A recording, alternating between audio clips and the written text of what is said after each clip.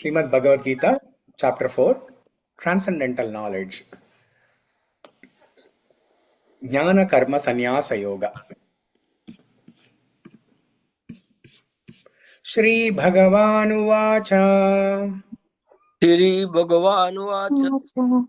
Imam vivasvate yogam proktavan ahamavyayam. Imam vivasvate yogam proktavan avyam. Vivasvan manave praha manurikshva kave bravit. Vivasvane manave praha manurikshva bravit. So I think I changed the tune, right? Okay. Evam parampara praptam imam rajarshyo viduhu. Evam parampara praptam imam rajarshayo viduhu. Sakale neha mahata yogo nashta parantapa. Sakale neha mahata yogo nashta parantapa. Sayevayam maya tedhya yoga prokta puratanaha. Sayevayam maya tedhya yoga prokta puratanaha. Bhaktosi me sakha cheti rahasyam hetaduttamam. Bhaktosi me sakha cheti rahasyam yetaduttamam. Arjuna uvacha. Arjuna Uvacha. Aparam bhavato janma param janma vivasvataha. Aparam bhavato janma param janma vivasvataha. Katametat vijaniyam tvamadho proktavaniti. Katame tadvijaniyam tvamadav proktavaniti. Shri Bhagavanuvacha. Shri Bhagavanuvacha. Bahuni me vyatitani janmani tava charjuna. Bahuni me vyatitani janmani Nanyaham veda sarvani natvam vetta parantapa. Tanyaham veda sarvani natvam veda parantapa. Ajopi sannavyayatma bhutanam ishvaropi san. Ajopi sannavyayatma bhutanam ishvaropi san. Prakritim swamadhishtaya sambhavamyatmamayaya. Prakritim swamadhisthaya sambhavyatmayaya. Yada yada hi dharmasya glanirбhavati bharata. Yada yada hi dharmasya glanirбhavati bharata. Abhyuttanamadharmasya tadatmanam srujamyaham. Abhyutthanam adharmasya tadatmanam srijamyaham. Paritranaya sadhunam vinashaya cha dushkrutam. Paritrāణāya sadhūnām vināṣāya ca duṣkritāṃ. Dharma samsthapanarthaya sambhavami yuge yuge. Dharma sansthanarthāya sambhavami yuge yuge. Janma karma cha me divyam evam yo vetti tattvataha. Janma karma me divyam evam yo veti tattvataha. Yādeham punarjanma naiti mameti sorjuna. Yaktva deham punarjanma naiti mameti sorjuna. Vitaragavaya krodha manmaya mamupāśritaha. Vikaraga bhaya krodha manmaya mamupāśritaha. Bahavo jnana tapasa puta madbhavamāgataha. Bhavo jnana tapasa puta madbhavamagataha. Ye yatāmāṃ prapadyante tamstataiva bhajāmyaham. Ye yata mam prapadyante tam tathaiva bhajamyaham.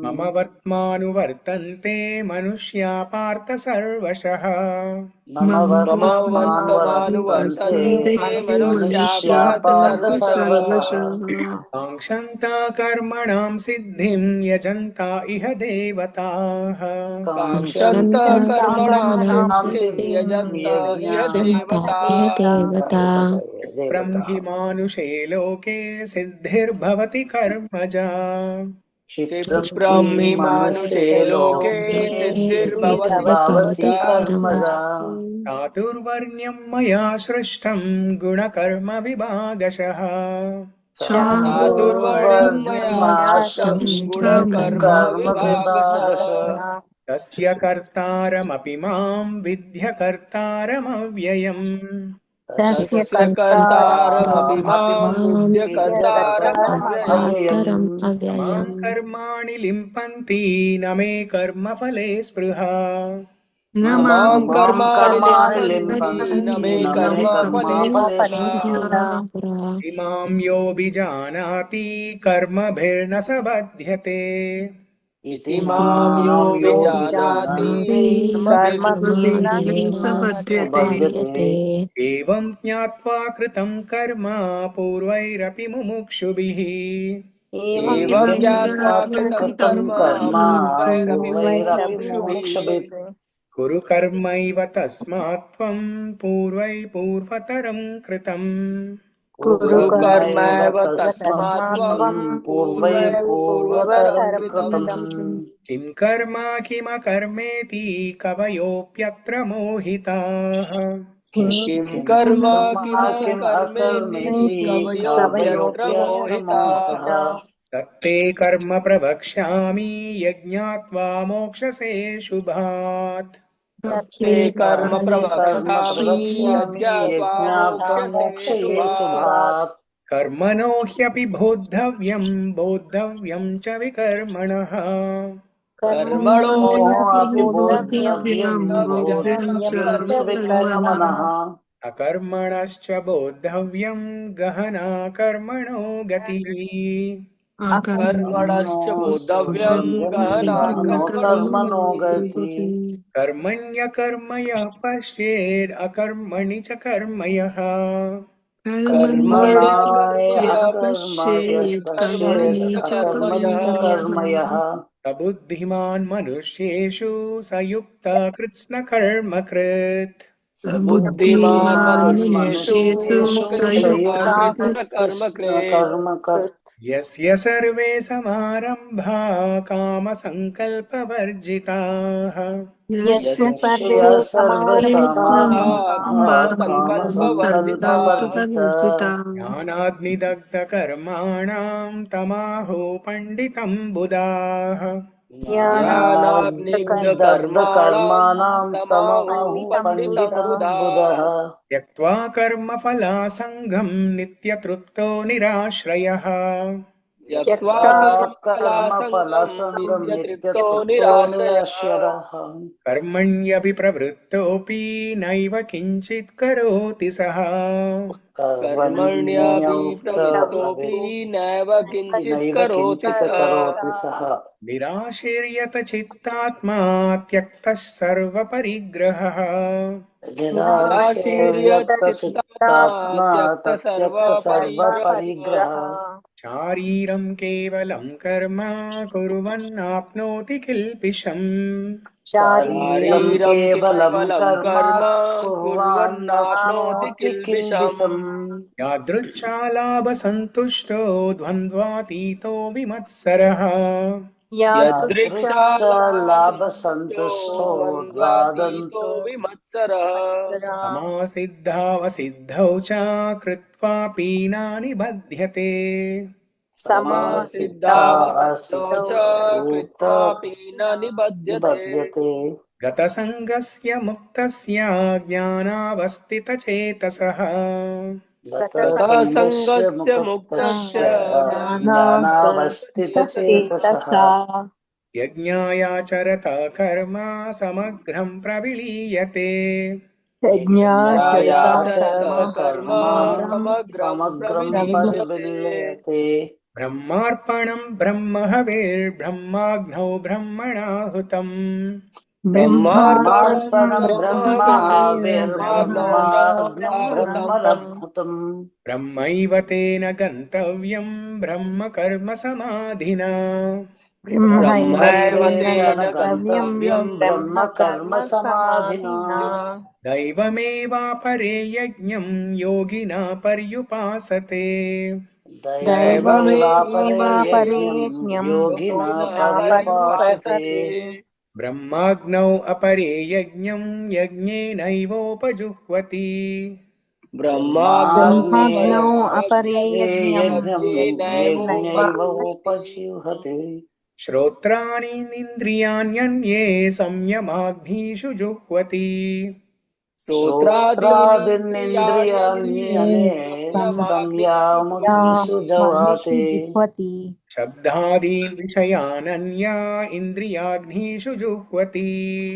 शब्दादीन् शब्दादीन् शब्दादीन् विषयानन्या विषयानन्यानिन्द्रियाग्निषु इन्द्रियाग्निषु जुह्वति जुह्वति सर्वाणीन्द्रियकर्माणि प्राणकर्माणि चापरे सर्वाणि सर्वाणीन्द्रियकर्माणि इन्द्रियकर्माणि प्राणकर्माणि प्राणकर्माणि प्राणकर्माणि चापरे चापरे चापरे आत्मसंयम्य योगाग्न्यो जुह्वति ज्ञानदीपिते आत्मसंयम्य आत्मसंयाम्य आत्मसंयम्ययोगाग्न्यो योगाग्नौ योगाग्न्यो जुह्वति जुह्वति जुह्वति ज्ञानदीपिते ज्ञानदीपिते द्रव्ययज्ञस्तपो यज्ञा योगयज्ञस्तदा परे द्रव्ययज्ञ द्रव्ययज्ञस्तपो द्रव्ययज्ञातपो यज्ञा यज्ञ यज्ञो योगयज्ञो योगयज्ञस्तथा तथा तथा परे परे स्वाध्यायज्ञानयज्ञश्च यतया संशितव्रताः स्वाध्यायज्ञश्च स्वाध्यायज्ञानयज्ञश्च यतया स्वाध्यायज्ञानयज्ञश्च यतयः संस्थिता व्रता संस्तव्रताः अपाने जुह्वति प्राणं प्राणे पानं तथा परे अपाने अपाने अपाने जुह्वति जुह्वति जुहायति प्राणं प्राणं प्राणं प्राणे प्राणे प्राणं पानं तथा प्राणं तथा परे परे तत्परे प्राणापानगतिरुद्ध्वा प्राणायामपरायणाः प्राणापानगतिरुद्ध्वा प्राणापानगतिरुद्ध्वा प्राणापानगतिरुद्ध्वा प्राणायामपरायणाः प्राणायामपरायणः अपरे नियताहाराः प्राणान् प्राणेषु जुह्वति अपरे अपरे नियताहारा नियताः प्राणान् प्राणं प्राणेषु प्राणेषु जुह्वति जुह्वति जुह्वति सर्वेऽप्येते यज्ञविदो यज्ञक्षपितकल्मषाः सर्वेऽप्येते सर्वेऽपि यज्ञविदो यज्ञविदो यज्ञक्षपिता कल्मषाः कल्मषः यज्ञशिष्टामृतभुजो यान्ति ब्रह्म सनातनम् यज्ञशिष्टामृतभुजो यज्ञशिष्टामृतभुजो यान्ति यान्ति ब्रह्म ब्रह्म सनातनम् सनातनम् सनातनम् नायं लोकोऽस्त्ययज्ञस्य कुतोऽन्यः कुरु सत्तमा नायं नायं नायं लोकोऽस्ति लोकोऽस्ति यज्ञस्य लोकोऽन्यः कुतुन्याय कुतोऽन्यः कुरु कुरु सत्तमा सत्तमा एवं बहुविधा यज्ञा वितता ब्रह्मणो मुखे एवं एवं बहुविधा बहुविद्या यज्ञा बहुविधा यज्ञविदता वितता वितता ब्रह्मणो ब्रह्मणो मुखे मुखे कर्मजान् विद्दितान् सर्वान् एवं ज्ञात्वा विमोक्ष्यसे कर्मजान् कर्मजान् विद्दितान् कर्मजान् विद्दितान् सर्वान् सर्वान् सर्वान् एवं एवं एवं ज्ञात्वा ज्ञात्वा ज्ञात्वा विमुच्यसे विमोक्षये मोक्षसे श्रेयान् द्रव्यमयाद्यज्ञा ज्ञानयज्ञा परन्तप श्रेयान् श्रेयान् श्रेयान् द्रव्यमयाद्यज्ञा द्रव्यमयाद्यज्ञा ज्ञानयज्ञा द्रव्यमयाज्ञानयज्ञात् परन्तप परान्तप सर्वं कर्माखिलं पार्थ ज्ञाने परिसमाप्यते सर्वं सर्वं सर्वं कर्माखिलं कर्माखिलं कर्माखिलं पार्थ पार्थ पादा ज्ञाने परिसमाप्यते ज्ञानपरिसमाप्यते परिसमाप्यते तद्वित्ति प्रणिपातेन परिप्रश्नेन सेवया तद्विद्धि तद्विद्धि तद्विद्धि प्रणिपातेन प्रातेन परिप्रश्नेन परिप्रश्नेन परिप्रश्नेन सेवया सेवया सेवया उपदेक्षन्ति ते ज्ञानं ज्ञानिनस्तत्त्वदर्शिनः उपदेक्ष्यन्ति उपदेक्षन्ते ते ते ते ज्ञानं ज्ञानं ज्ञानं ज्ञानिनस्तत्त्वदर्शिनः ज्ञाननिस्तत्तादर्शन तत्त्वदर्शिनः यज्ञात्वा न पुनर्मोहम् एवं यास्यसि पाण्डव यज्ञात्वा यज्ञात्वा न पुनः पुनर्मोहम् पुनर्मोहम् एवं एवं यास्यसि यस्यसि पाण्डव यस्यासि पाण्डव पाण्डव येन भूतान्यशेषानि द्रक्ष्यस्यात्मन्यतो मयि येन येन येन भूतानि भूतानि शेषानि शासानि भूतान्यशेषानि द्राक्ष्यात्मनेन द्रक्ष्यस्यात्मन्यतो तो मयि द्रक्ष्यस्यात्मन्यत्वमयि मयि अपि चेदसि पापेभ्यः सर्वेभ्यः पापकृत्तमः अपि चेत् पापेभ्यः सर्वेभ्यः पापकृत्तमः सर्वं ज्ञानप्लवेनैव वृजिनं सन्तरिष्यसि सर्वं सर्वं ज्ञानप्लवेनैव ज्ञानप्लवेनैव वृजिनं वृजनं सन्तरिष्यसि सन्तरिष्यासि यतैधांसि समिद्धोऽग्निर्भस्मसात् कुरुतेऽर्जुन यदैदंसि यथैधौम्यर्भस्मसात् समिद्धोऽग्निर्भस्मसात् कुरुते कुरुतेऽर्जुन अर्जुन ज्ञानाग्नि सर्वकर्माणि भस्मसात् कुरुते तथा ज्ञानाग्नि ज्ञानाग्नि सर्वकर्माणि सर्वकर्माणि भस्मसात् भस्मासत् कुरुते कुरुते तथा तथा न हि ज्ञानेन सदृशं पवित्रम् इह विद्यते न न हि हि ज्ञानेन सदृशं सदृशं पवित्रम् पवित्रम् इह इह विद्यते विद्यते तत्स्वयं योगसंसिद्धा कालेनात्मनि विन्दति तत्स्वयं तत्स्वयं योगसंसिद्धा योगसंसिद्धा कालेनात्मनि कालेनात्मानि विन्दति विन्दते श्रद्धावान् लभते ज्ञानं तत्परा संयतेन्द्रियः श्रद्धावल्लभते श्रद्धावालाभ्यते ज्ञानं जननं तत्परा तत्परा सम्यक् संयतेन्द्रिया ज्ञानं लब्ध्वा परां शान्तिम् अचिरेणाधिगच्छति ज्ञानं ज्ञानं लब्धा लब्ध्वा परं परं शान्तिम् शान्तिम् अचिरेण अचिरेण चिद्गति अज्ञश्च श्रद्दधानश्च संशयात्मा विनश्यति अज्ञश्च अज्ञानः संशयश्च संशयात्मा संशयात्मा विनश्यति विनश्यति नायं लोकोऽस्ति न परो न सुखं संशयात्मनः नायं नायं लोकोऽस्ति लोकस्ति न न परो परो न न सुखं सुखं संशयात्मनः संशयात्मनः योगसन्न्यस्तकर्माणं ज्ञानसञ्छिन्न संशयम् योगसंन्यस्तकर्माणां योगसंन्यास्तकर्माणां संशयम् ज्ञानसञ्चिन्नसंन्यसं संशयम् आत्मवन्तं न कर्माणि निबध्नन्ति धनञ्जय आत्मवन्तं आत्मवन्तं न न कर्माणि कर्माणि निबध्नन्ति निबध्नन्ति धनञ्जय धनञ्जय तस्मादज्ञानसम्भूतं हृत्स्थं ज्ञानाशिनात्मनः तस्माद् अज्ञानसम्भूतं हृत्स्थं ज्ञानानाम् नात्मना चित्वैनं संशयं योगम् आत्तिष्ठोत्तिष्ठ भारत चित्वैनं संशयं संशयं योगम् योगम् अतिष्ठोतिष्ठ अत्तिष्ठोतिष्ठ भारत भारत ॐ तत्सदिति श्रीमद्भगवद्गीतासु उपनिषत्सु ब्रह्मविद्यायां योगशास्त्रे श्रीकृष्णार्जुनसंवादे ज्ञानकर्मसन्न्यासयोगो नाम चतुर्थोऽध्यायः।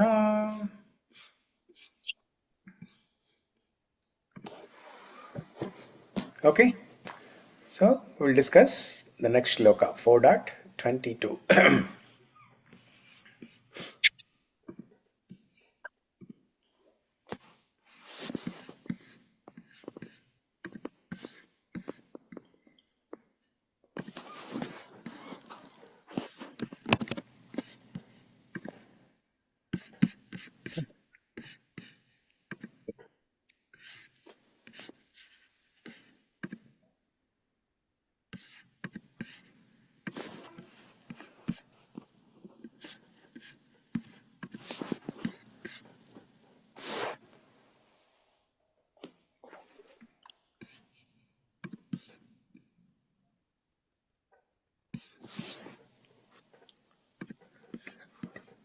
So before we discuss 4.22, let's recite one of the Gita Dhyana shlokams. Okay, so what you see here, there are list of Dhyana shlokams. Dhyana shlokam means every literature. Mahabharata, Bhagavad Gita, Srimad Bhagavatam, Chaitanya Charitamrita, every scripture has some Dhyana shlokams. Dhyana shlokams are not written within the scripture itself, but they are written by some other acharya who writes commentary on the scripture. For example, Bhagavad Gita, there are different acharyas who have written commentary on this, like Ramanujacharya, Adi Shankaracharya, Srila Prabhupada, Madhvacharya, Sridhar Swami, Baladev Vidyabhushana. So like that, different people have written different commentaries on Bhagavad Gita. So when they write commentaries, they also write some dhyana shlokams.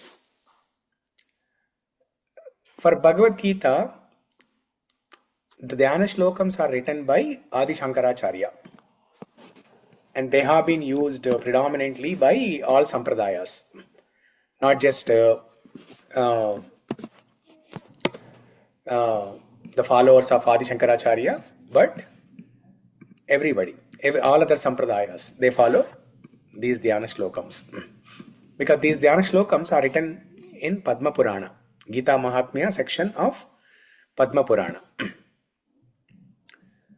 So we discussed some of them in the past. For example, Sarvo Panishado Gavo Dogda Gopala Nandanaha Partho Vatsa Sudhir Bhokta Dugdam Gitamritam Mahat. Yeah. Oh, good. Krishna, you know this shloka? Yes. Nice. Very good. So like that, there are other beautiful shlokas. So today we'll just recite one of the dhyana shlokams and discuss the meaning little bit. Not elaborative, but just little bit.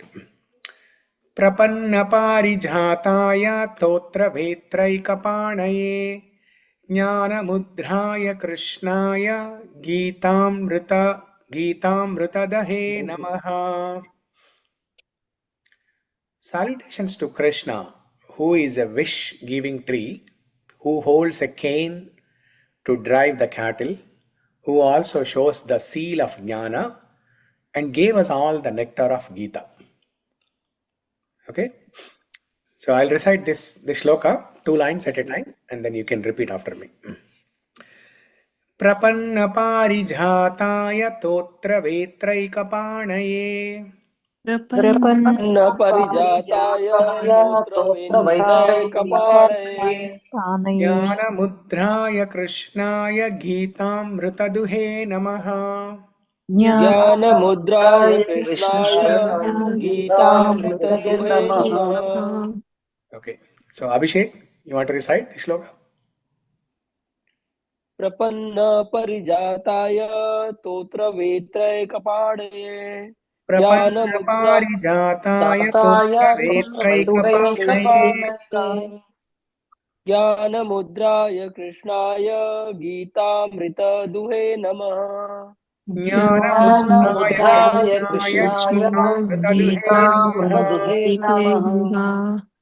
Okay, Praveen, is Lasyavi there with you? Yeah, she's there.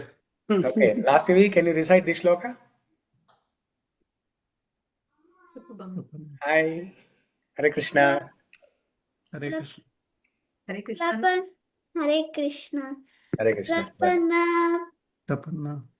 Prapana parijataya totra vetraikapanaye Prapanna parijataya जाताय totra तोत्र vetraikapanaya कपाणये ज्ञानमुद्राय कृष्णाय गीतामृतदुहे नमः jnana-mudraya ज्ञानमुद्राय कृष्णाय gitamrita-duhe namaha. नमः. Very good. Good job, Lasyavi. Thank you, Prabhuji. Thank you. So, any other devotee would like to recite this shloka? I can recite, Prabhuji. Yes. Prapanna parijataya totru vekri krapanaye Prapanna प्रपन्न parijataya पारिजाताय totra vetraikapanaya तोत्रवैत्रैकपाणये jnana mudraya krishnaya grita mृतदुहे nama jnana-mudraya ज्ञानमुद्राय krishnaya कृष्णाय gitamrita-duhe गीतामृतदुहे namaha. नमः. Okay. So here Adi Shankaracharya is saying that I offer my obeisances to that Sri Krishna, who is a wish-giving tree, who holds a cane to drive the cattle, who also shows the seal of jnana and gave us all the nectar of Gita. Prapanna parijataya. Prapanna. What is the meaning of the word prapanna? Means surrender. Okay. when we surrender to Krishna, we say prapannam. Remember? Does anyone remember this word in Bhagavad Gita? Prapanna word?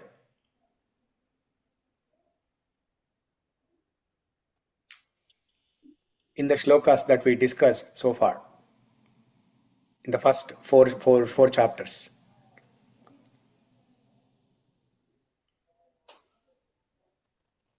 There's a very famous shloka. That's like the turning point of Bhagavad Gita.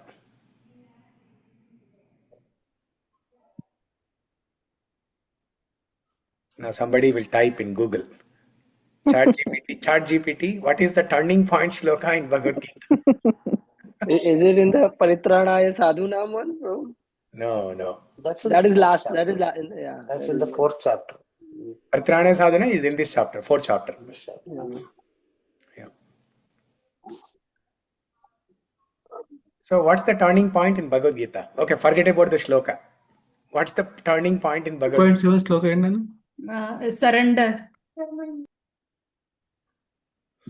Leave everything and surrender unto me, Krishna said. That's the last one.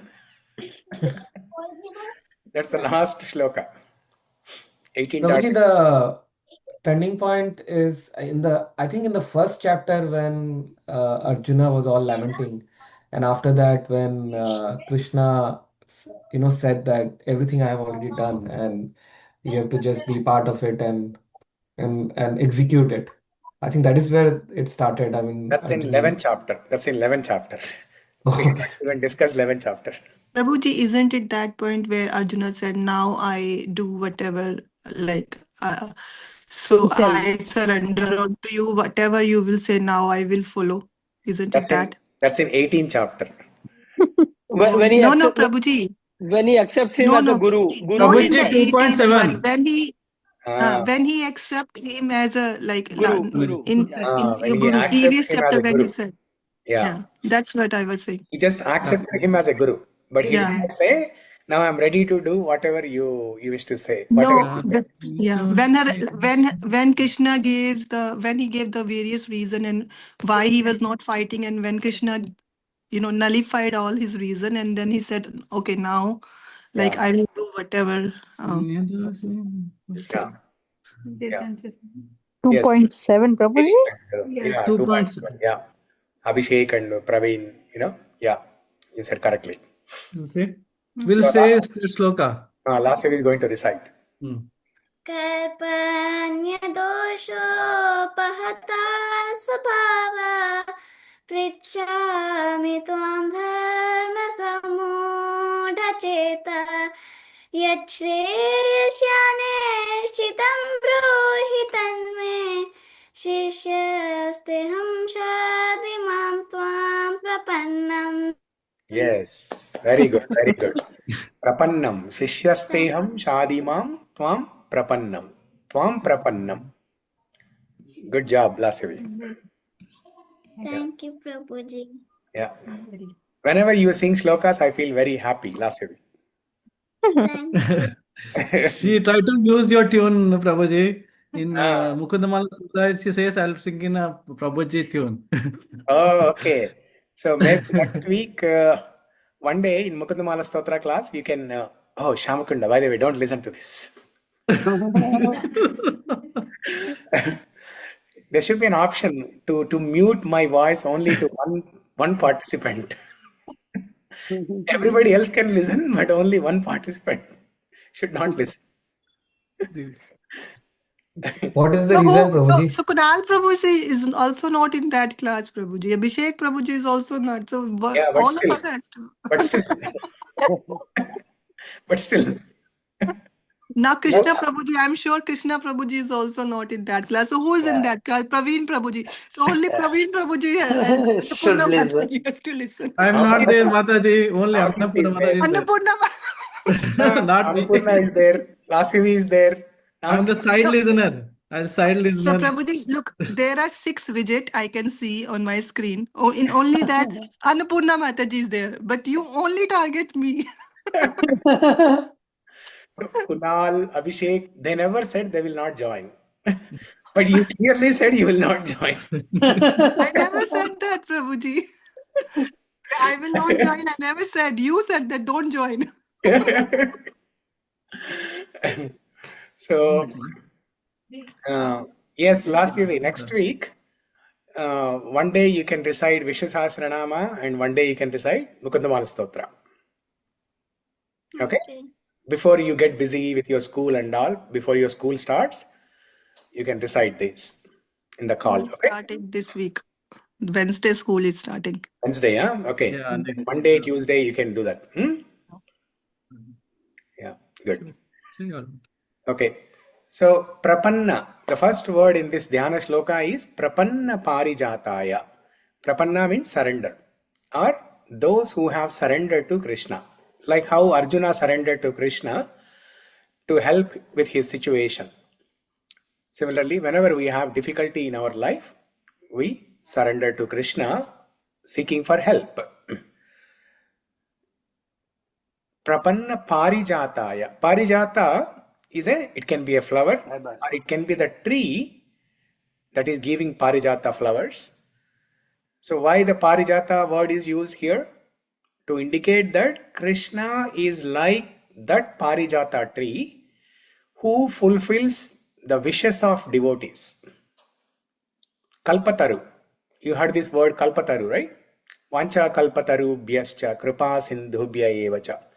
Kalpataru means a tree. Okay? Vancha kalpataru means wish fulfilling tree. Wish fulfilling. Vancha is wish.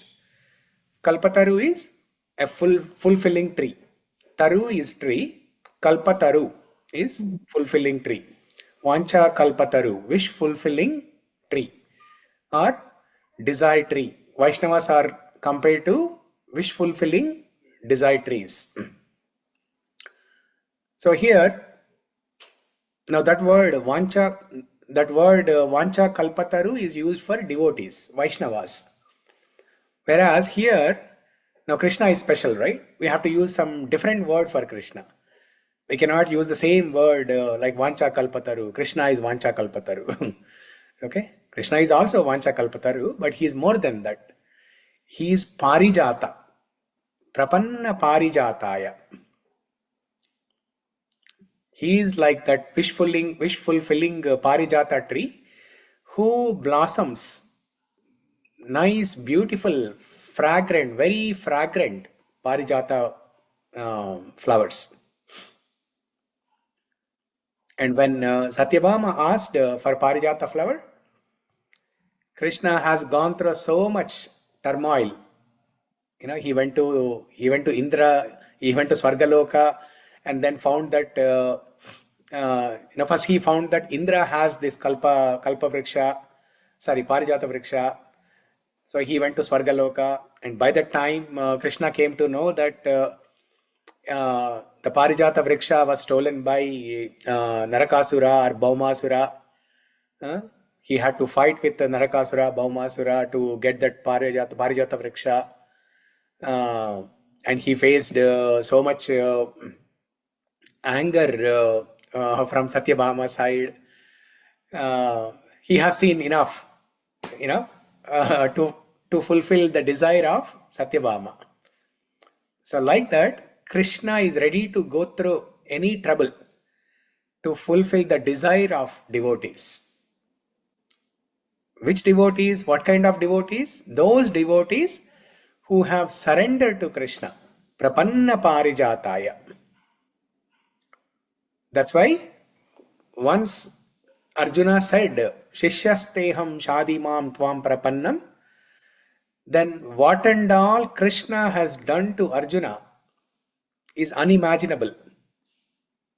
Arjuna was kicking on the back of Krishna in the battlefield of Kurukshetra. Krishna tolerated all these things. Arjuna kicked on the back of Krishna to give direction. If the chariot has to be driven in the left direction, Arjuna would kick on the left side of Krishna. Because in the battlefield, when there is a lot of noise, if Arjuna speaks and gives direction, that may not be audible to Krishna. I mean, Krishna can hear everything. Even without speaking, Krishna can hear. Krishna can understand what's there in our mind. But just to highlight the Bhakta Vatsalyata of Krishna, this was done. This was written by Vyasadeva in the Mahabharata. So Arjuna would kick on the left of Krishna, or he would kick on the right side of Krishna to navigate the chariot. And why did Krishna do this? Because Arjuna has surrendered. Ever since Arjuna said, Shishyasteham shadimam tvam prapanna, then Krishna became prapanna parijataya. Krishna became that wish-fulfilling tree, parijata. So the first line is prapanna parijataya. Next word is totra vetraika panaye. Prabhuji, a quick question. Parijata. What's the meaning of parijata, Prabhuji? Means like how the word has been came. Parijata. Parijata. I don't know. Yeah, that's the name of the flower. Like how Mandara, Kunda, Kamala, how these words are given to different flowers. Parijata is the name given to. Definitely there will be some meaning. I don't know. We can research that later. Yeah. Thank you, Prabhuji. Yeah. So next line is Totra Vetraika Panaye. That means that Krishna who holds a cane or a stick to handle the cattle field, the cows. Krishna is a cowherd by Gopala. So when he takes the cows and calves onto the field for grazing, he always holds a stick in his hand to control them. So Krishna holding this stick represents his it represents his engagement in the world. Just like how Krishna controls the cattle field, similarly Krishna guides the conditioned souls like Arjuna in navigating around different things in the material world. So in Vrindavan, Krishna was using that cane or stick to navigate the cows and calves. But there is an internal meaning, symbolic representation that cane represents Krishna's supervision, Krishna's guidance. How Krishna guides and navigates the conditioned souls like Arjuna and Pandavas. Totra vetraika panaye. Chakrapani means one who is holding chakra, Sudarshan chakra. Totra vetraika pani means one who is holding the stick. Vetra is a stick.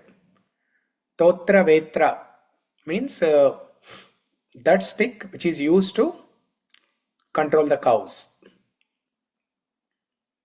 Okay. So the first line is prapanna parijataya. Next one is totra vetraika panaye. Third one is jnana mudraya.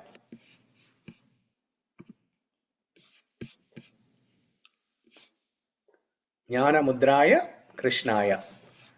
Jnana mudraya. Jnana mudra means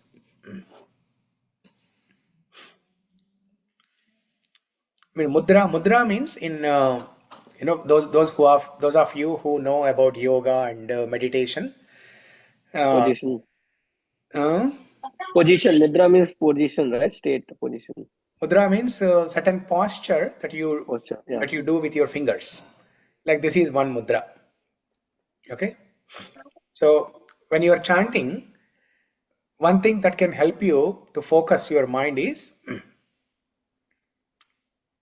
like this. You join your index finger of the left hand with the thumb finger, and then the three other fingers should be in this position, and then you put this in this downward direction on your knee. So you sit in a Padmasana. Padmasana means 2 legs crisscrossed. You cross your legs, sit on the floor, and put this mudra on your left knee. And then with your right hand, take the chanting bag and you do japa on your beads. That can help focus your mind a little bit. Okay, try that for 1 or 2 rounds and see if that helps. So different mudras help in different ways. For example, people who have hearing problem, they can do Akasha mudra. Because hearing is connected to, hearing means sound, right? Sound travels through ether, space, Akasha. That's why this mudra is called Akasha mudra. So like that, there are different mudras for achieving different benefits. Similarly, jnana mudra. Jnana mudra means there's no physical mudra that you can do with your fingers or hands to obtain knowledge, but it's a symbolic representation to say that Krishna gives jnana mudra. Krishna shows jnana mudra to us in the form of Bhagavad Gita. When Krishna spoke Bhagavad Gita, that is a jnana mudra to us. What Krishna was speaking Bhagavad Gita, that is a jnana mudra for us. So this jnana mudra, when you have knowledge, jnana, we should be detached from the material world. So jnana mudra represents detachment. Jnana mudraya Krishnaya. O Krishna, or my pranams to that Krishna who gave us this knowledge of Bhagavad Gita, especially the knowledge of detachment, the process of detachment, vairagya, renunciation. That's the whole point of Bhagavad Gita, right? Nishkama karma yoga, and then in the very end, sarva dharman parityajya, you abandon all varieties of religion. So detachment from everything. In the end, Krishna said, sarva dharman parityajya, detached from everything.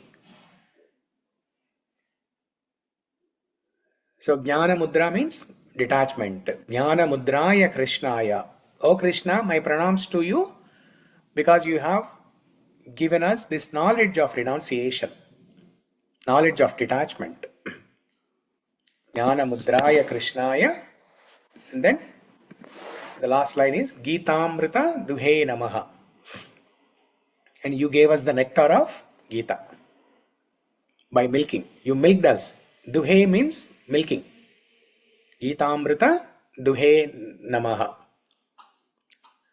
So this nectar of milk, nectar of condensed milk called Gita. Why condensed milk?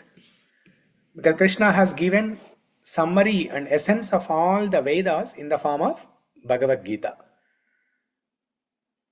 So when you buy 10 gallons of milk and then make rabdi, how much quantity will you get? Shamakunda?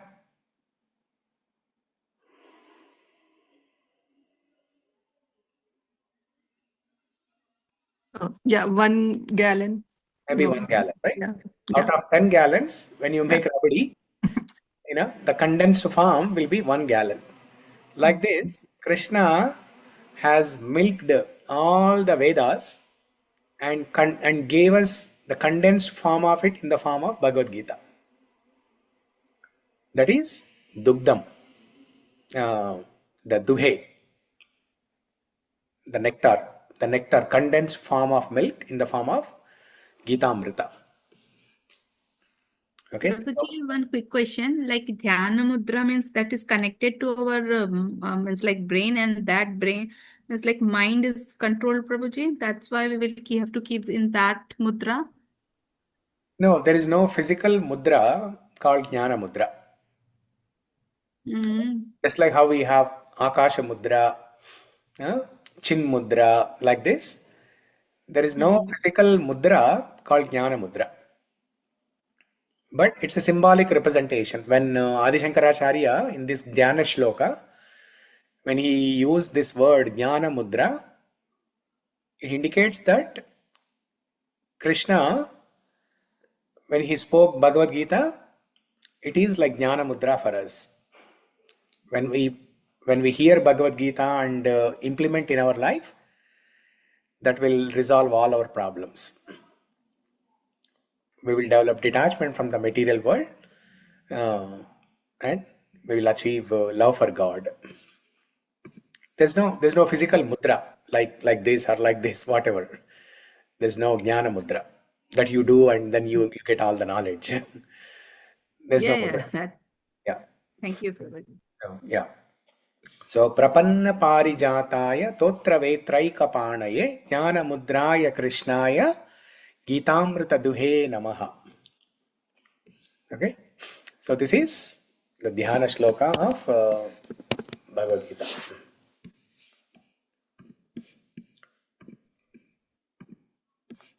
Okay, now 4.22.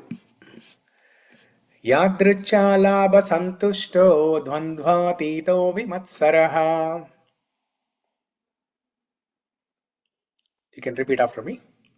yadṛcchā-lābha-santuṣṭo Santuṣṭo dvandvātīto vimatsaraḥ. Samasiddhāv asiddhau ca kṛtvāpi na nibadhyate. samaḥ siddhāv ca kṛtvāpi na kṛtvāpi nibadhyate. nibadhyate. Yadṛcchā, out of its own accord. Labha, with gain. Santuṣṭa, satisfied. Dvandva, duality. Atita, surpassed. Vimatsara, free from envy. Sama, steady. Siddhau, in success. Asiddhau, failure. Cha, also. Kṛtva, doing. Api, although. Na, never. Nibadhyate, becomes affected. Okay. Krishna, can you read this translation? He who is satisfied with gain, which comes of its own accord, who is free from duality and does not envy, who is steady in both success and failure, is never entangled, although performing actions. Yeah, you can read the purport also. A Krishna conscious person does not make much endeavor even to maintain his body. He is satisfied with gains which are obtained of their own accord. He neither begs nor borrows, but he labors honestly as far as he is in his power, and is satisfied with whatever is obtained by his own honest labor. He is therefore independent in his livelihood. He does not allow anyone's service to hamper his own service in Krishna consciousness. However, for the service of the Lord, he can participate in any kind of action without being disturbed by the duality of the material world. The duality of the material world is felt in terms of heat and cold, or misery and happiness. A Krishna conscious person is above duality because he does not hesitate to act in any way for the satisfaction of Krishna. Therefore, he studies both in success and in failure. These signs are visible when one is fully in transcendental knowledge. So Krishna is further explaining here how to work but still not get entangled with the results of the work in the material world. In the material world, when we do anything, it has an equal amount of reaction.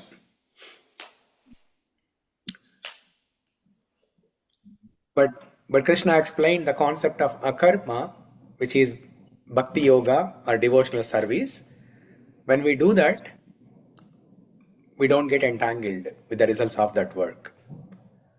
So every work that we do, it has to be done as an offering, as a service to Krishna. Then that becomes akarma, devotional service. So he who is satisfied with gain which comes of its own accord, who is free from duality, does not envy, who is steady in both success and failure is never entangled, although performing actions. So yadṛcchā-lābha-santuṣṭo. Devotees should be satisfied with whatever comes according to their karma. Based on karma, either from this life or previous lifetimes, we are presented with different packages. Sometimes it is good, sometimes it is not good. Just like how mailman delivers. Sometimes there will be some happy news, sometimes there will be some sad news. We cannot complain the mailman. It's all because of our own karma. So based on our karma, either we will enjoy life or we will suffer in life. And devotees should not have any problem with that. Whether it is happy or sad situation, devotees should not be worried about that. Yadṛcchā-lābha-santuṣṭo. Satisfied. Satisfaction is the key. Satisfaction is the key. Savai pumsa paro dharmo yatho bhaktir adokṣaje ahaituki apratihata yayatma suprasidati. In Srimad Bhagavatam, Canto 1, Chapter 2, this very famous shloka. It says, Savai pumsan paro dharmo. The highest duty of all the living entities is doing bhakti to adokṣaja. Yato bhaktir adokṣaja. Adokṣaja is the name of Vishnu, Narayana, Krishna. Savai pumsan paro dharmo yato bhaktir adokṣaja. And how that bhakti should be performed? Ahaituki apratihata. Ahaituki means no desire for one's own benefit. That is ahaituki. And then apratihata. Apratihata means uninterrupted. Like last week, Annapurna was telling, right? I think not in this class, but in Mukundamala Stotra class.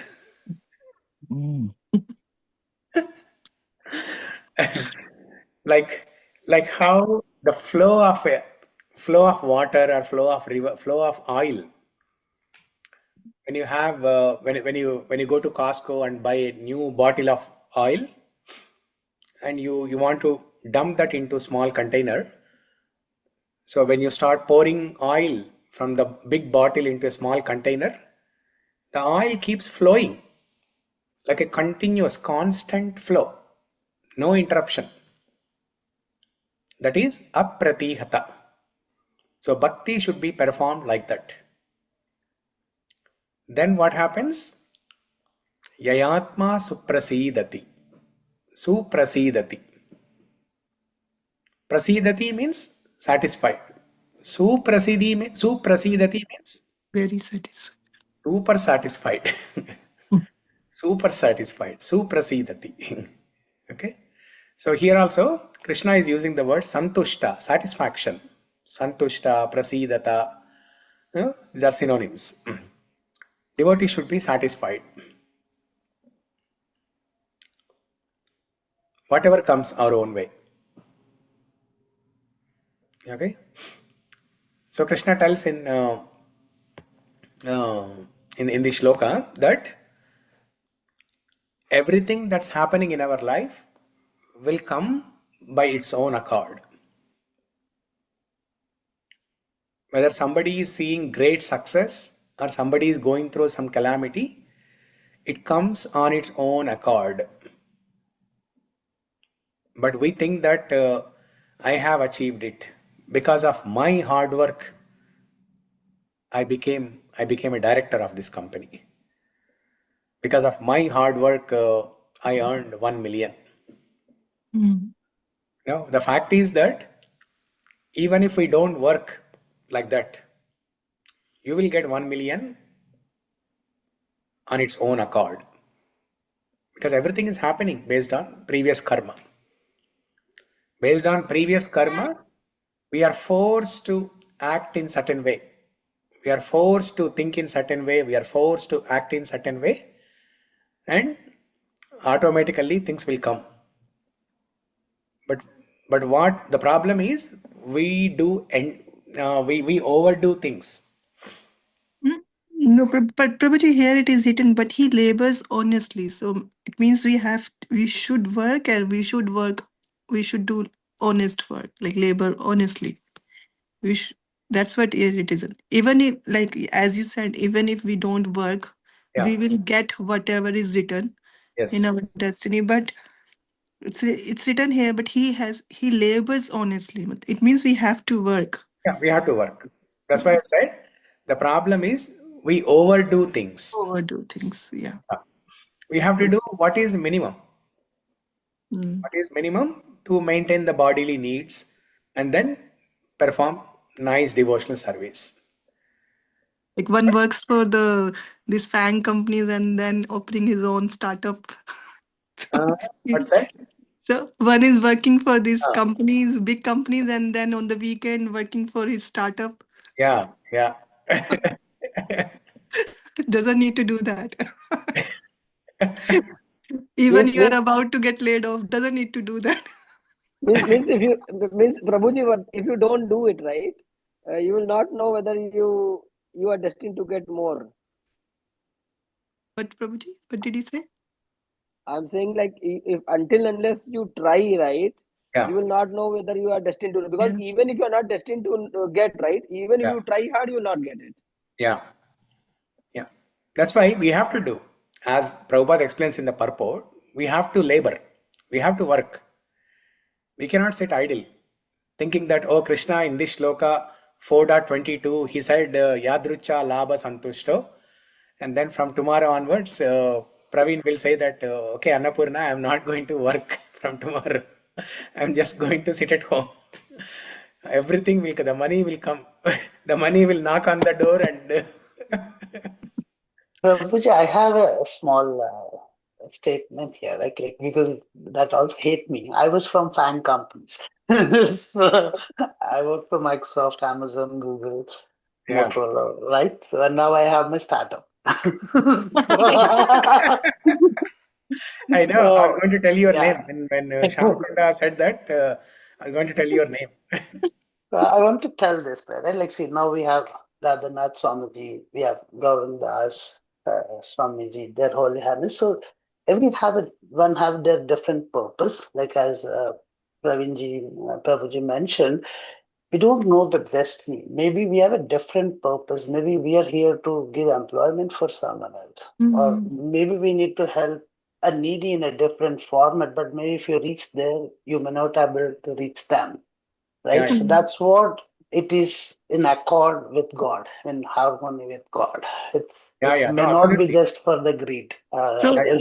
So how do we know that whether we are working honestly or whether we are overworking? How we will draw that line? I'm just curious to know. Yeah, if you ask me, listen to heart. I'll let Prabhuji answer. Yeah, I'll explain that. But before that, the clarification is, when if somebody is working for some company and then after some time, after a few years, they are starting their own business or startup, there's nothing wrong in that. Okay. In fact, as Krishna said, right, they are giving employment to others. They are giving employment to others, and then when people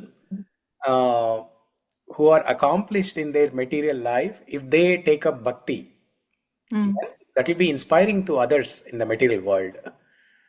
Like how Ambarish Prabhu, the Ford company owner, who is suffering through some health issues now. Ambarish Prabhu, he is materially well accomplished. One of the top richest people in the country.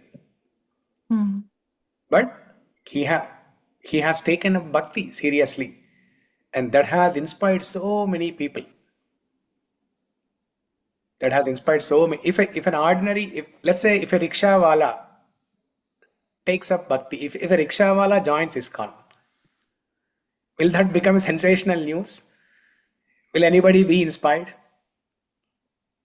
No, right? Mm. But if Ambarish Prabhu, Alfred Ford, who is the owner of Ford company, if he joins ISKCON, then it becomes a sensational news and millions of people will take up bhakti. And that's how it happened, right? During Prabhupada's time, when George Harrison, the owner of Beatle company, when George Harrison was like God those days. The founder of Beatle company, the music company, he was like God those days. So when George Harrison has taken up bhakti, when he started chanting Hare Krishna Mahamantra, when he started singing Hare Krishna Kirtan as part of his albums in Beatle music, that has inspired millions of people. So like that, when somebody is starting a startup company or doing their own business, in fact, they are in a better position than those who are working, for somebody, for some company. Because if you are working for somebody, you are like a Shudra. But if you have your own business, you are a Vaishya. So now, how do we know if we are just doing what is needful or if we are overdoing? Right? So there's no black and white straightforward answer to this, but one key principle that we have to remember is anything that we do, whether we are working for one of the FANG companies or startup, or you're a teacher, you're a homemaker, you're a business person, the key principle is we should have sufficient time to do our sadhana. Minimum 2 hours for chanting and at least half an hour to 1 hour for reading, and decent amount of time during the day for hearing lectures of Guru Maharaj, hearing lectures of other Vaishnavas, and enough time to visit temple, enough time to do some service in the temple, if not on a daily basis, but at least on a regular basis. So when we have sufficient time, now what is that sufficient time? It varies from person to person. Let's say if Kunal is spending 6 hours on sadhana every day, it doesn't mean Abhishek also has to spend 6 hours on sadhana, because Abhishek's life is totally different from Kunal's life. So whatever you think is sufficient, whatever you think is your limit, based on your work situation, based on your family situation, based on the problems that you are dealing with in your life, based on the health problems that you are going through, based on many other things that you are going through, you can allocate certain number of hours. So Prabhupada was able to allocate 24 hours in a day for bhakti. We cannot do that. We cannot imitate that. So we have to introspect and identify how many hours of sadhana I am able to do, given all the conditions and scenarios of today. How many hours I can dedicate to bhakti? You decide that, and then if you are able to do that consistently, let's say you have identified that you are able to dedicate minimum of 3 hours every day to do bhakti sadhana. And if you are able to do this 3 hours of sadhana every day for next couple of years without failing, then you are progressing well. But if you are fluctuating in that, one day you are only able to do 2 hours, one day you are able to do only 1 hour, the other day you are able to do 3 hours. If you are fluctuating like a sine wave, then there is a problem. That means you are overdoing in your work. So like this, each individual has to introspect and identify. Prabhuji, one quick question. Who is free from duality set? So what does it mean, Prabhuji? The duality? Means here Yeah, is both success and failure, it is written. Means yeah, that only the duality? yeah. Now I'll explain here. So here, yadṛcchā-lābha-santuṣṭo. We should be satisfied with whatever comes our way. We should do minimum needful, and we should be satisfied with whatever comes our way. Because anything that we overdo, it's called ugra karma. That's not needed. Ugra karma, like working 12 hours a day, 16 hours a day, it's ugra karma. It's not required. So whatever basic minimum is needed, and if you do that, all your bodily needs will be met, and we should be satisfied with that. Yadṛcchā-lābha-santuṣṭo dvandvātīto vimatsaraḥ. Okay, so again, just to refresh everyone's memory, what Krishna is explaining here is, in this section, Krishna is explaining how to work without getting entangled in the material world. How to work, but still not get entangled in the material world. So yadṛcchā-lābha-santuṣṭo and dvandvātīto vimatsaraḥ. And how one should perform that work? Dvandvātīta. Dvandva is duality.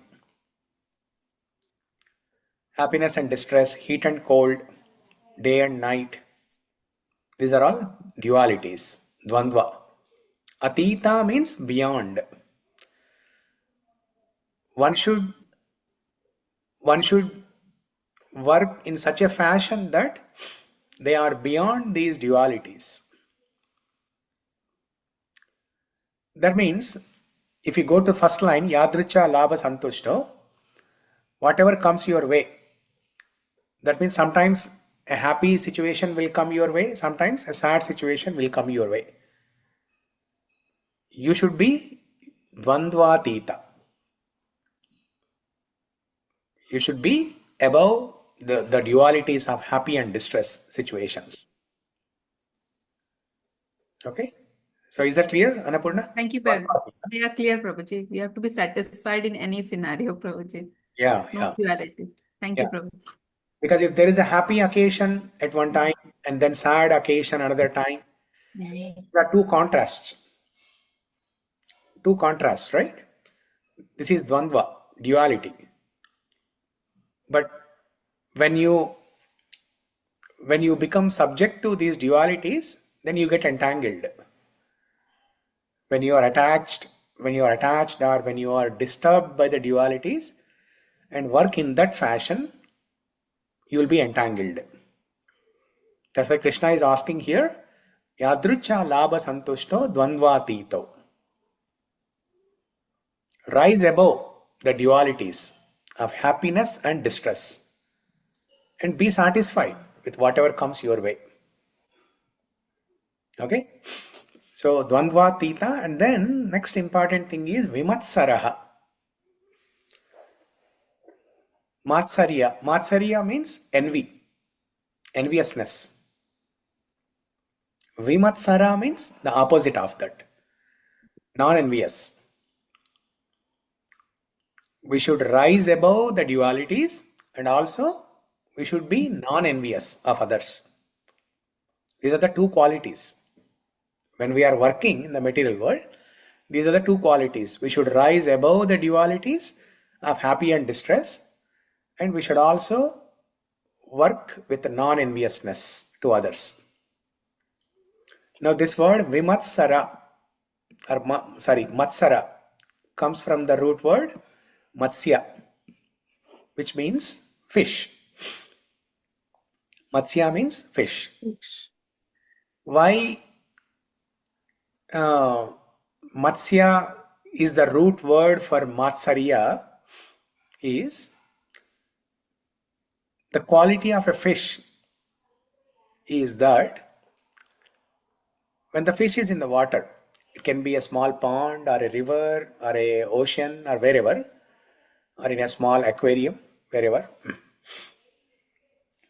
The tendency of a fish is when a fish looks at other small fishes,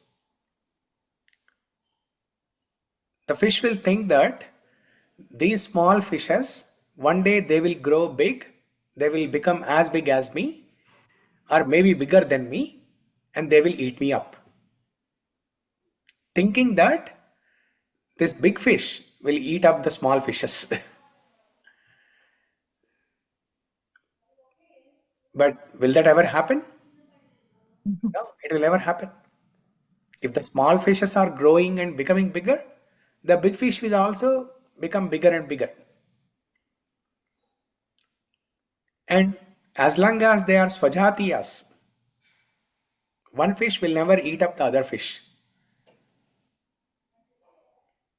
Other wild, wild animals in the sea, like a whale or shark, they can eat up the small fishes. But swajatiya matsya, fishes belonging to the same jati, same category of fishes, they will never eat up others. But the fishes will think like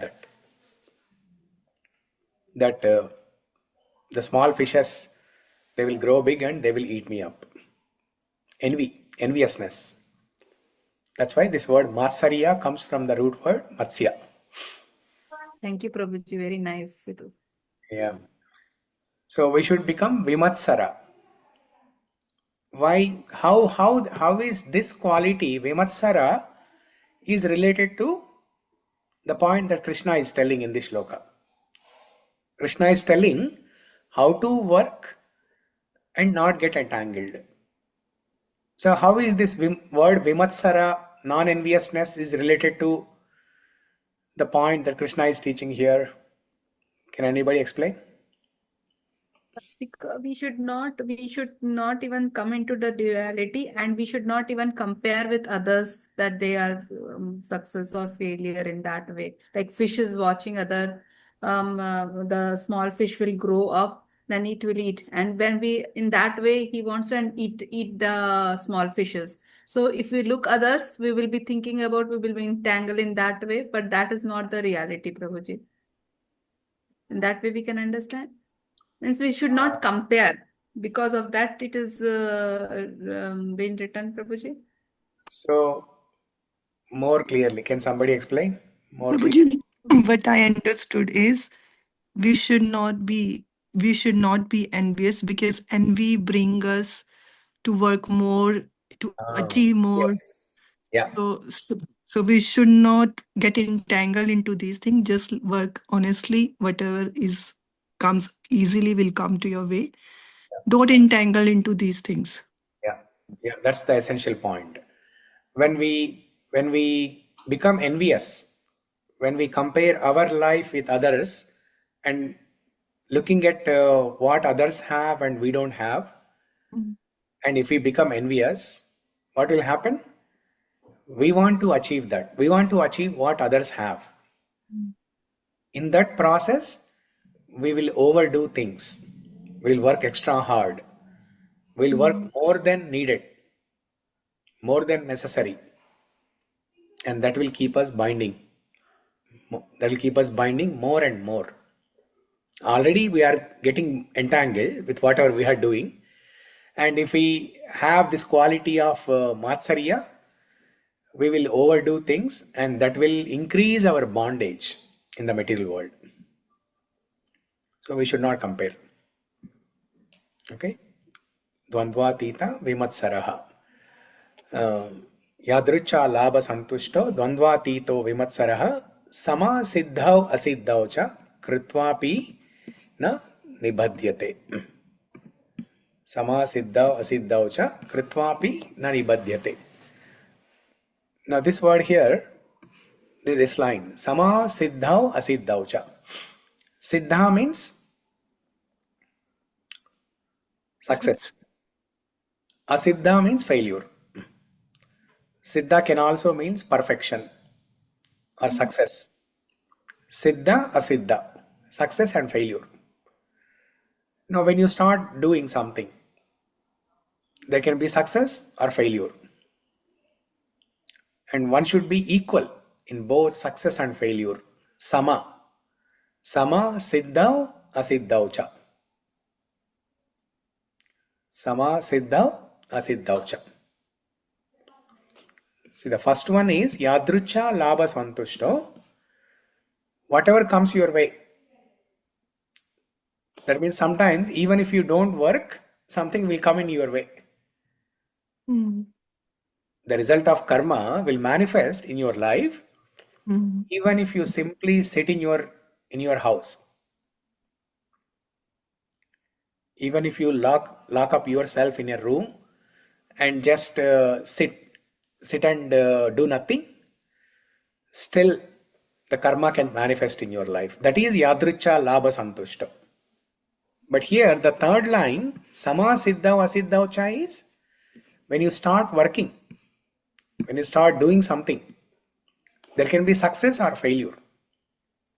But one should be equipoised. Sama siddhau asiddhau cha. Because what happens is sometimes when there is a failure in life, we tend to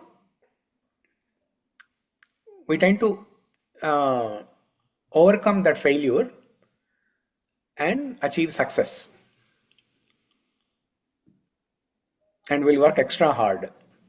Yes, that is needed. But before we do that, we need to sit and understand. Do I even need to,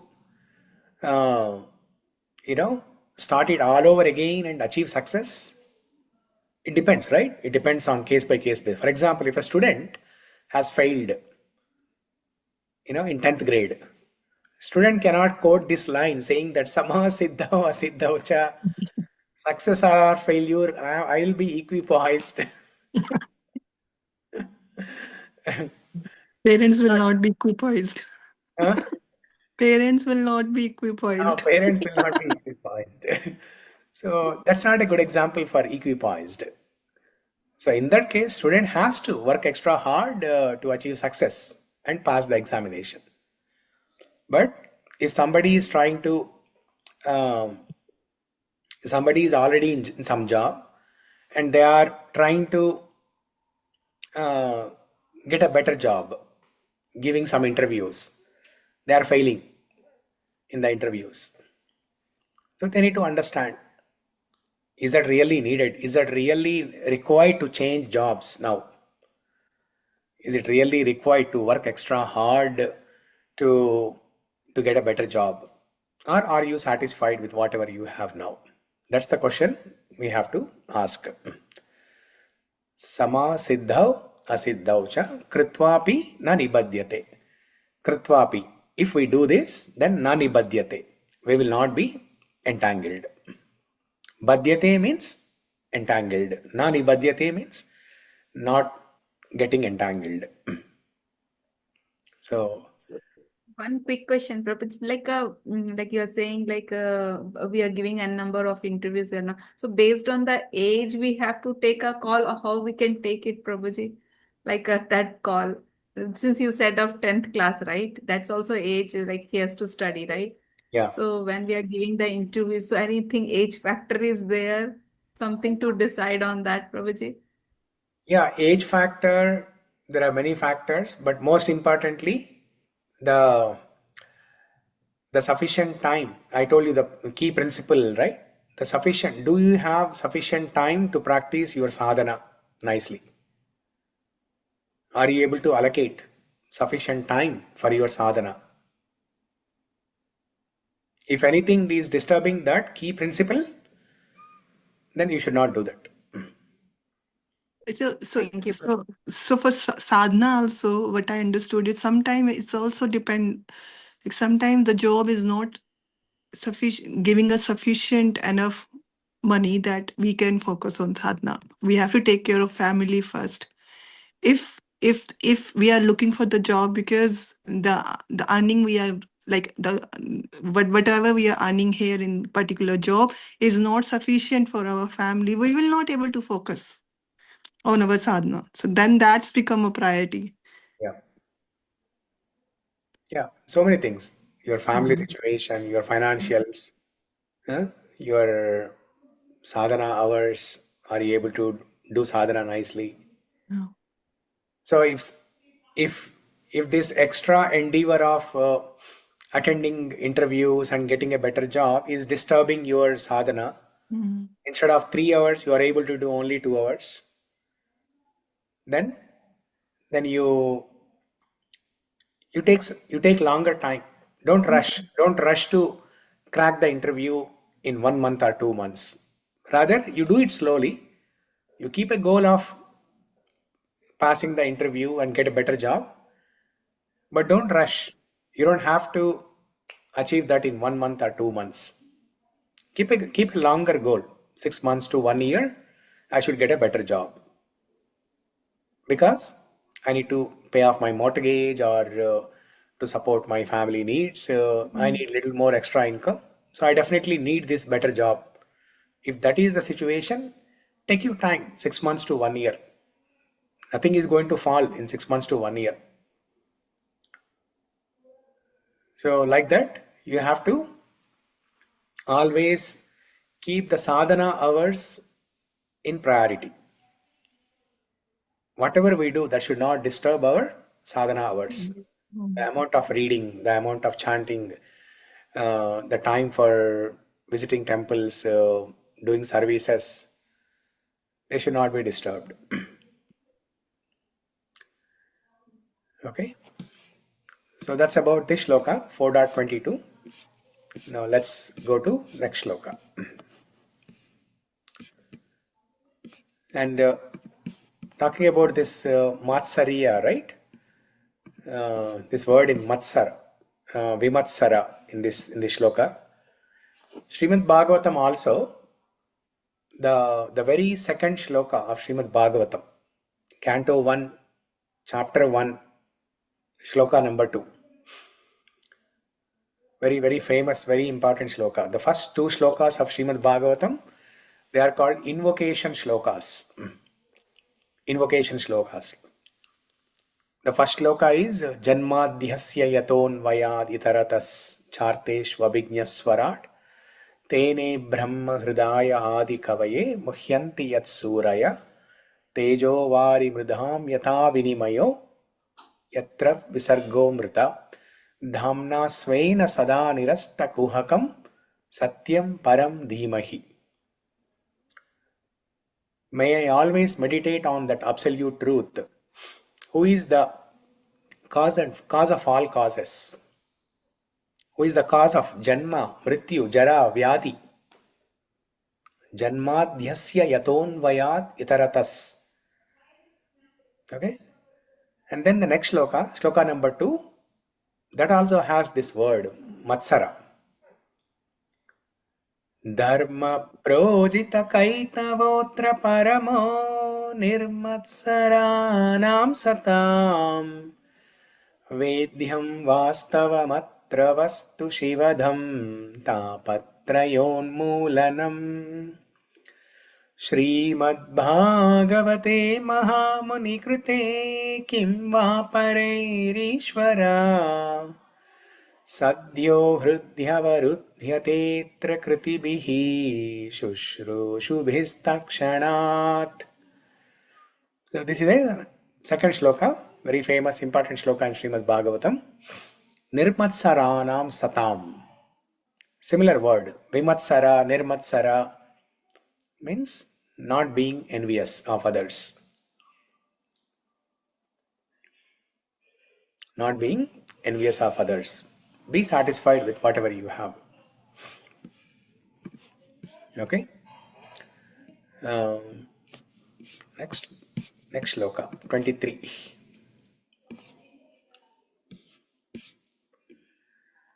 Gata-saṅgasya muktasya jñānāvasthita-cetasaḥ muktasya jñānāvasthita-cetasaḥ yajñāyācarataḥ karma samagraṁ pravilīyate. yajñāyācarataḥ karma samagraṁ pravilīyate.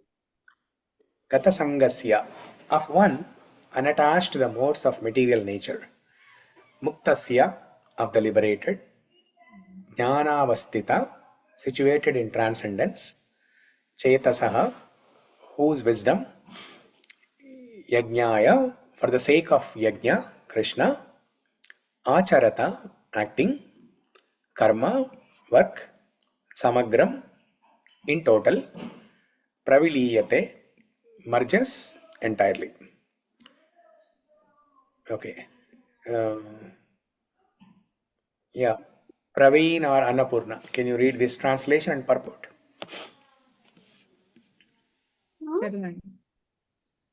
Sure, Prabhuji. Hare Krishna. Translation.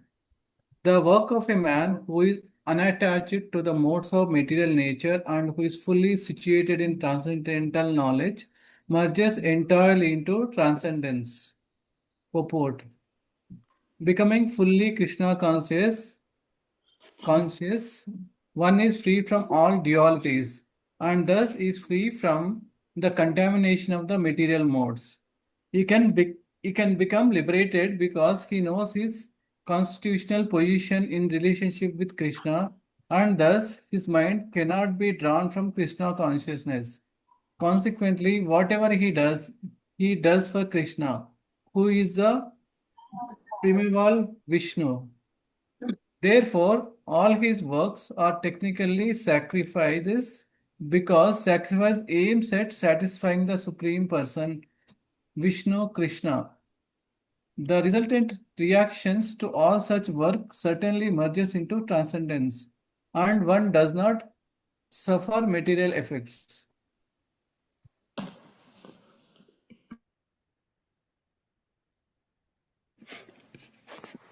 You need to scroll, Prabhuji? Is there anything in there? No, this is it. Okay, Prabhuji might be in unmute.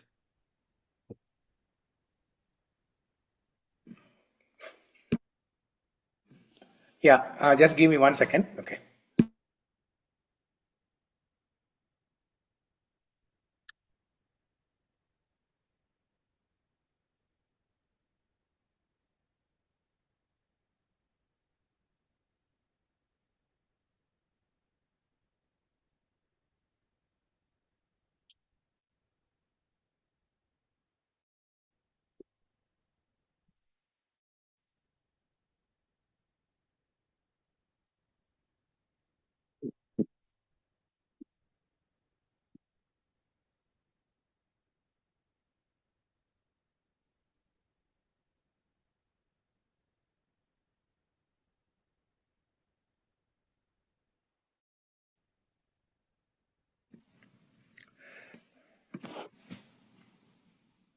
Yeah, okay.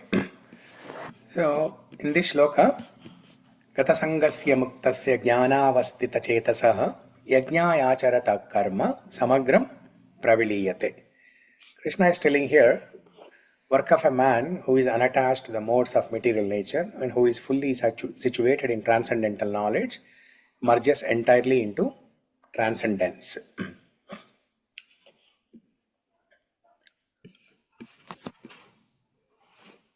So here, Krishna is telling how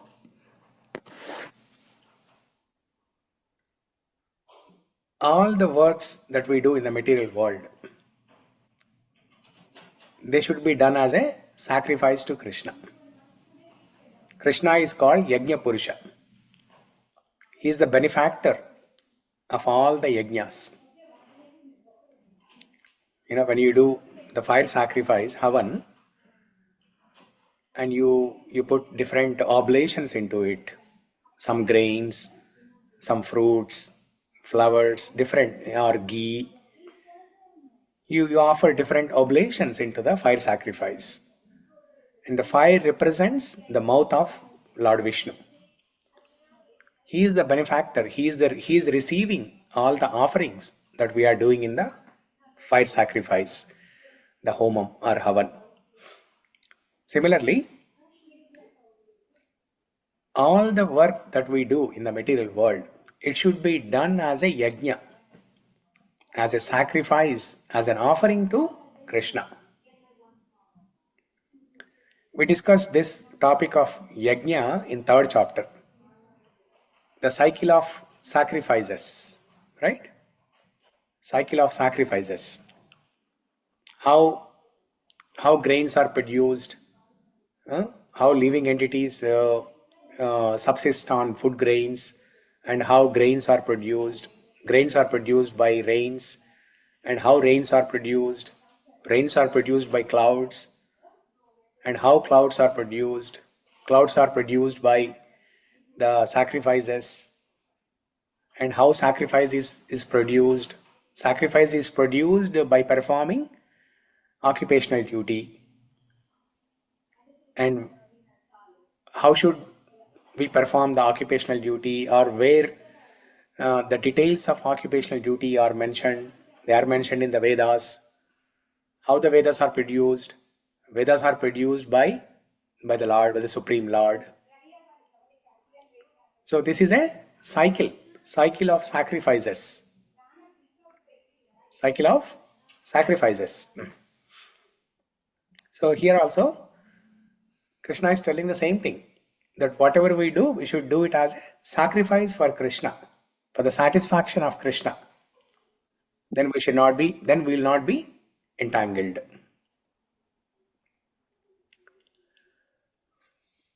gata-saṅgasya muktasya jñānāvasthita-cetasaḥ yajñāyācarataḥ karma samagraṁ pravilīyate. And in the next few slokas, Krishna will explain what are the different types of yajnas. Now, when we hear this word yajna, the first thing that comes to our mind is the fire sacrifice, homam, that we do in the temple, right? Narsimha homam, Sudarshana homam, or some homam. But what exactly is yajna, and what are the different types of yajnas? Krishna will tell that in the next few slokas. But the key thing that we need to remember is, everything that we do, we should perform as an offering to Krishna, as yajna to Krishna.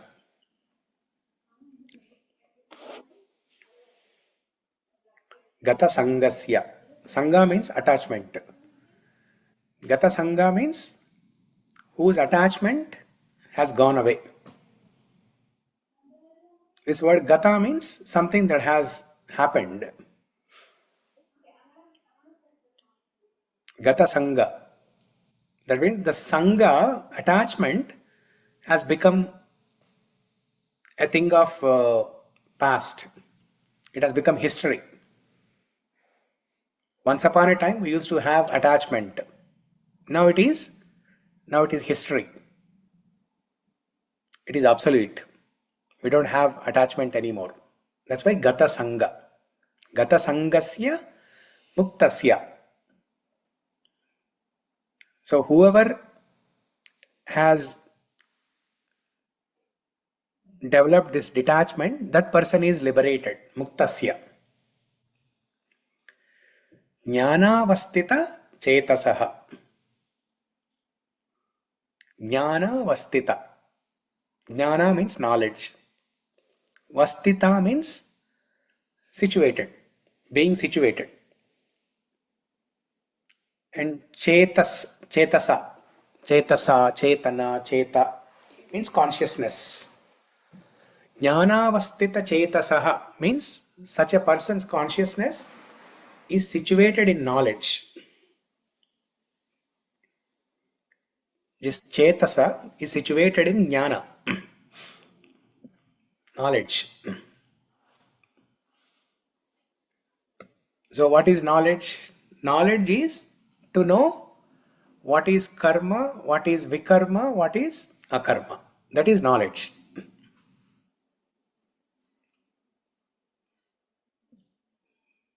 What are the actions that will keep us binding, and what are the actions that will not keep us binding, and what are the actions that will incur sinful reactions to us?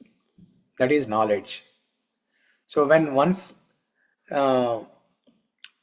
when one has developed detachment from this material world, or when one has developed detachment from the results of their work, then that person is liberated. That person's consciousness is situated in knowledge.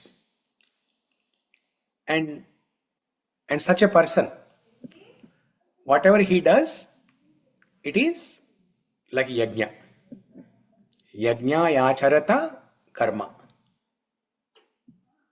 Yajñāyācarataḥ karma.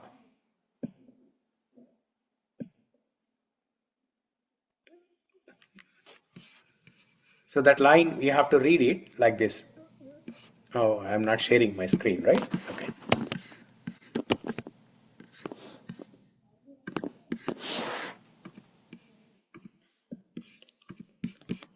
So yajñāyācarataḥ karma. So you have to start reading from here. Karma acharata yajna. Karma means action. Acharata means to execute, to perform. Performing of any work will become yajna. When will karma will become yajna? When we develop detachment, gata-saṅgasya. When we develop detachment, that person is called mukta, liberated. That person's consciousness is situated in jnana, and whatever that person does, that karma will become yajna. That karma will become yajna.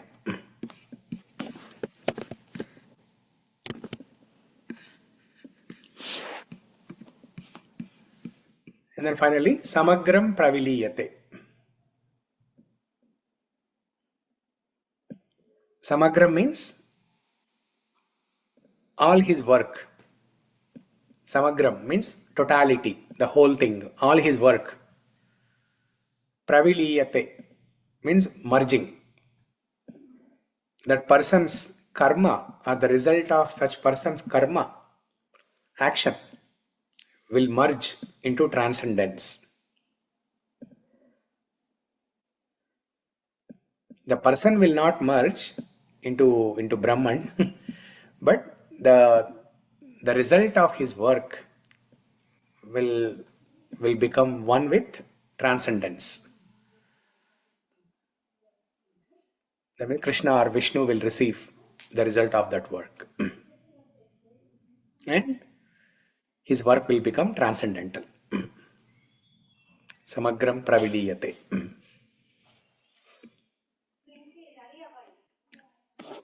So in fifth chapter 29th shloka, Krishna tells Bhoktaram yajna tapasam sarvaloka maheshwaram. Bhoktaram. Bhokta means he is the enjoyer. He is the enjoyer of all the sacrifices.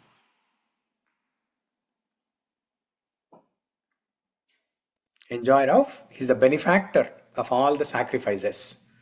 Shloka number 5.29, the last shloka of 5th chapter, which is also on the topic of Karma Yoga. Chapter 3, 4 and 5, these 3 chapters talk about Karma Yoga. And Krishna concludes this section of Karma Yoga in Bhagavad Gita in 5th chapter by saying, I am the Bhokta of all the karmas, of all your actions. I am the benefactor, I am the receiver, I am the enjoyer of all your work.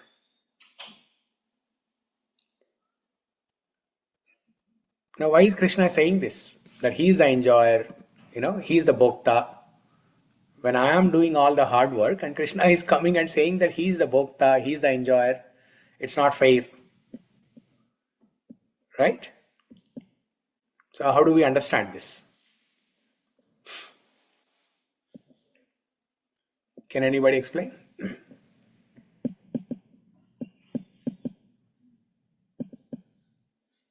Prabhuji, can you repeat the question? The question is, When Krishna is saying, I am the Yagna Purusha, I am the Bhokta, I am the enjoyer of all your work.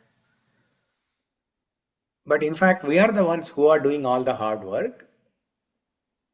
And Krishna is saying he is the enjoyer. Isn't that unfair?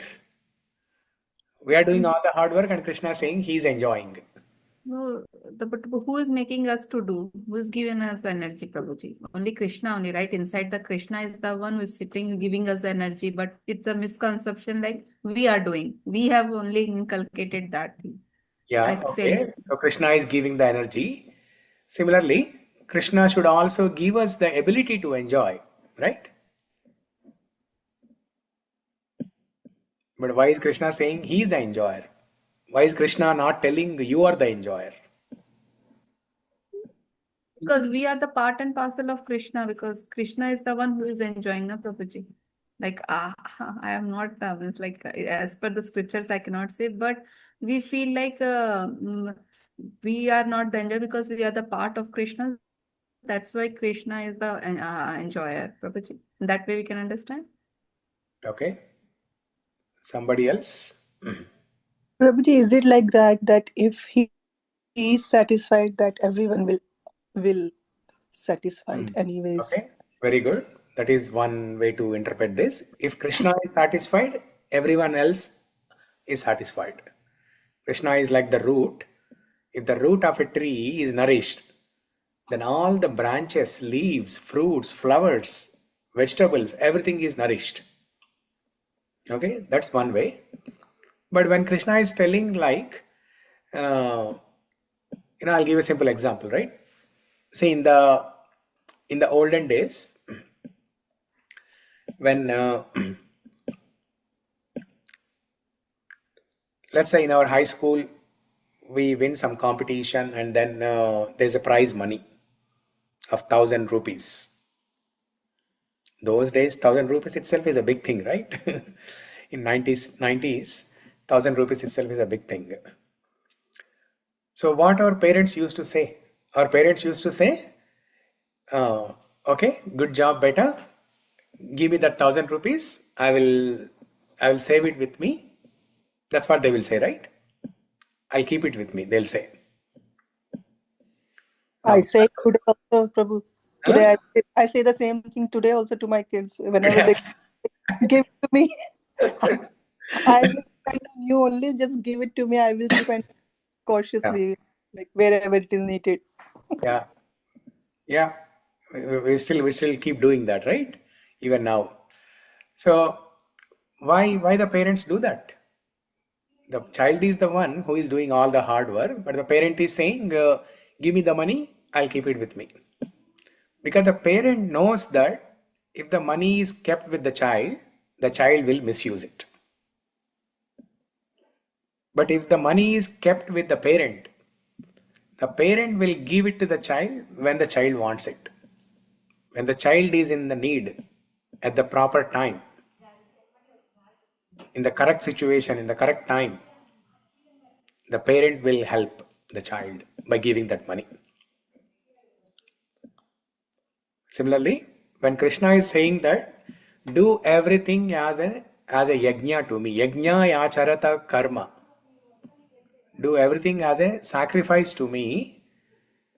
So Krishna is keeping that result of our work, but very surely he is going to return that result of that work to us when we are in need. At the right time, in the right situation, Krishna will return that work, the result of that work to us.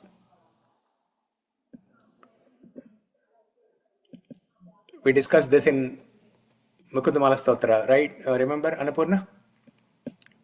That if we practice remembering Krishna, and at the time of death, if we are not able to remember for some reason, because of so much of pain that we go through at the time of death, or kapha vata pitta kantava rodana vidau smaranam putaste, right? Alvar praised this. But what was the assurance there? that we discussed? What was the hope-giving element that we discussed? If you daily recite me as a Krishna name, recite my name at the time of the death, I will remember you if you remember every day. Yes. If we practice remembering Krishna every day during our lifetime when we are in good health, then at the time of death, if we don't remember Krishna, then Krishna will remember us. Krishna will remember all the work that we have done. Krishna will remember all our effort in remembering Krishna during our lifetime. So at the time of death, he will give us the remembrance of Krishna. Prabhuji, is it true for the people like us who started bhakti now, like in their midlife? Mm-hmm. Is it true for us as well? Like if we do it sincerely now, Yes. at the end of the life, we will be able to remember Krishna. Yes, why not? If we chant his names attentively, now even at this stage, 40 years, 50 years, 60 years also, if we chant his names sincerely, with attentiveness, then definitely Krishna will give us the remembrance at the time of death.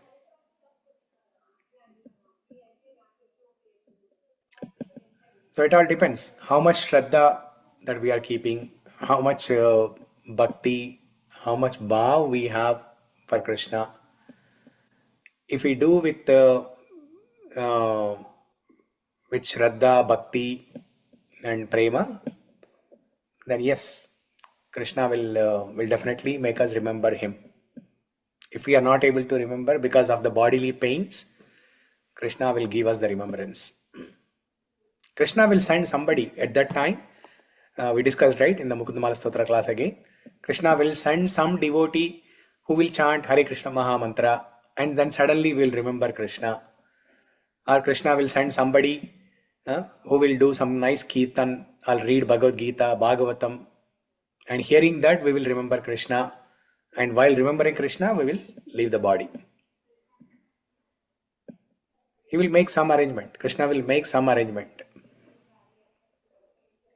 Thank you, Prabhuji. Yeah.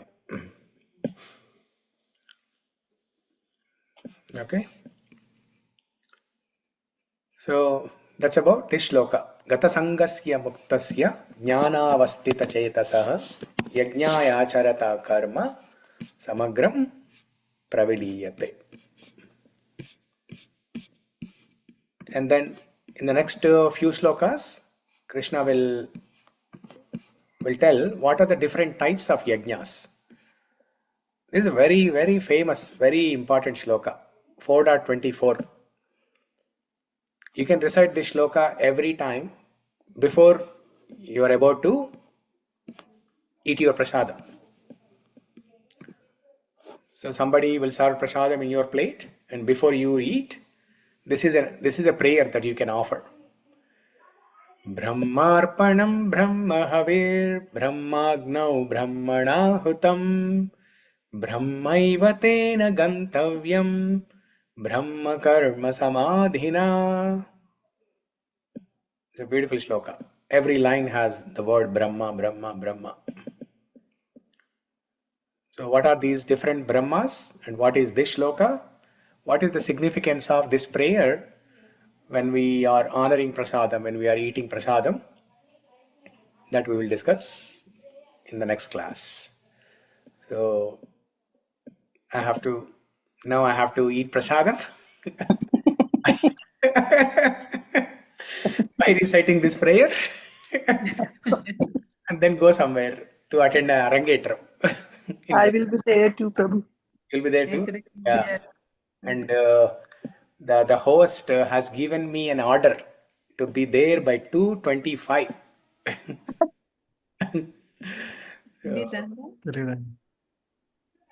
Yeah, that's why I will pause here unless anybody has a quick question, comment, reflection.